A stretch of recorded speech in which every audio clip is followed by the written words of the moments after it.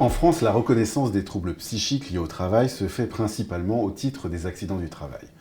Le plus souvent, le médecin généraliste observe une décompensation à l'occasion d'un événement violent et soudain. La reconnaissance en maladie professionnelle est plus rare et relève, dans ce cas, d'un trouble d'installation progressive. Au cours de l'année 2019, environ 20 000 affections psychiques ont été prises en charge au titre des accidents du travail. La moitié de ces accidents étaient consécutives à l'agression d'une personne en contact avec le public, l'autre moitié étant issue d'un mal-être au travail. À titre de comparaison, toujours en 2019, 1051 maladies professionnelles relevant de troubles psychosociaux ont donné lieu à une prise en charge par l'assurance maladie.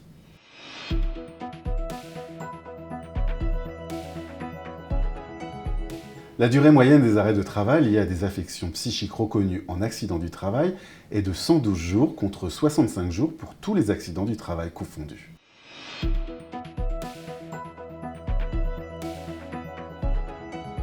Six facteurs conduisent à la survenue de troubles psychosociaux. L'intensité du travail et le temps de travail, les exigences émotionnelles, le manque d'autonomie, la mauvaise qualité des rapports sociaux au travail, la souffrance éthique, et enfin l'insécurité de la situation de travail.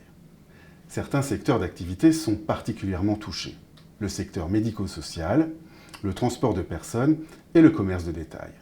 Ces trois secteurs ont en commun un lien avec le public.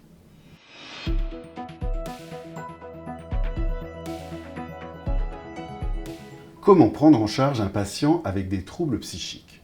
Si votre patient présente un trouble psychique en lien avec son travail, orientez-le très rapidement vers une visite de pré-reprise avec son médecin du travail.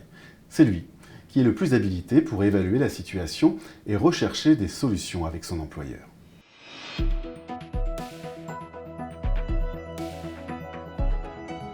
Il est important, dans l'intérêt du patient, que le certificat médical soit complet et précis pour que le dossier du patient soit rapidement instruit. La rédaction d'un certificat ne vous engage pas quant à la reconnaissance d'un accident du travail ou d'une maladie professionnelle.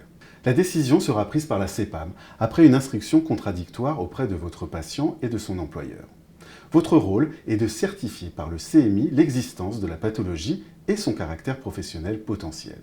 Le CMI, en cas de troubles psychiques liés au travail, doit décrire ce que vous avez constaté, citer les plaintes et les dires du patient sans qualifier les faits, préciser que la pathologie est en lien avec le contexte professionnel.